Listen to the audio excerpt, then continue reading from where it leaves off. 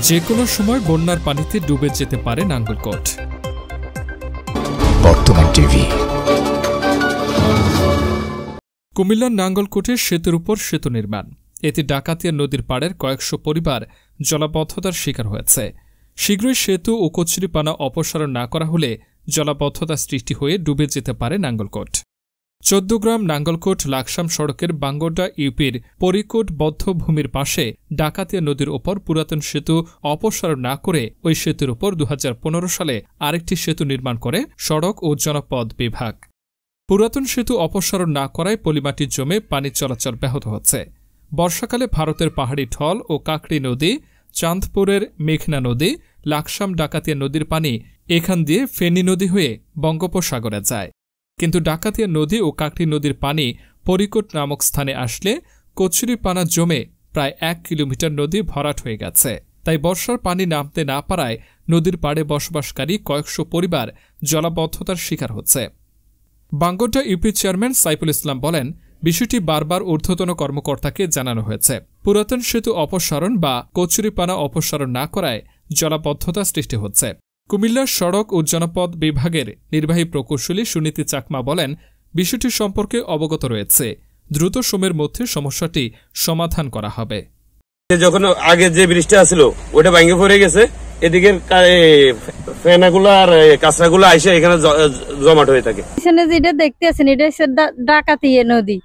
এই যে ফেনা বহুত ভরপুর ফেনা, এটা কোনো এই ফেনার কারণে বন্যা বর্ষায় বাড়িঘর সব যারবে ভাঙ্গি চুরি আমরা সব থাকতে।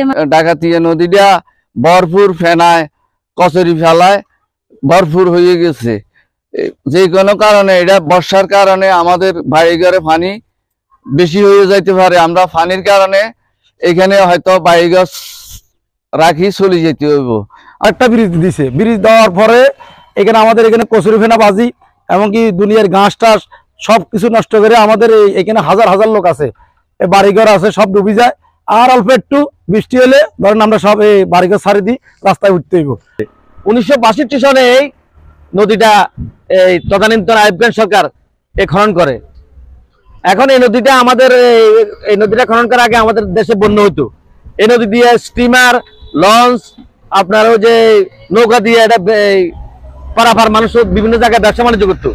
কিন্তু গত কিছুদিন আগে, এখন থেকে ৭-৮ বছর আগে, এই ব্রিজ, এখানে যে ব্রিজটা, এই ব্রিজটার নিচে আরেকটা স্টিল ব্রিজ, ওইটা রাখা ওই ব্রিজের উপর একটা ব্রিজ করছে, যার জন্য নদীর পানি প্রবাহ ওদিকে যেতে পারতেছে না। আপনারা দেখেন এই নদীটা হয়ে গেছে, এই নদীটা এখন ভরাট হয়ে গেছে, এখানে ফুটবল খেলতে পারে। এটা আমাদের এলাকার প্রাণ। এখন দেখেন মানুষের বাড়ি ঘরে পানি উঠতেছে। যদি এই নদীটার পানি ব্রিজটা না সারা এবং এই ফেনাগুলি নদী প্রশাসন এবং BAWT যদি কোনো তারা জরুরি ভিত্তিতে না দেখে প্রশাসন, তাহলে যে কোনো বন্যায় আমাদের এই বাড়িঘরগুলো সব ডুবে যাবে।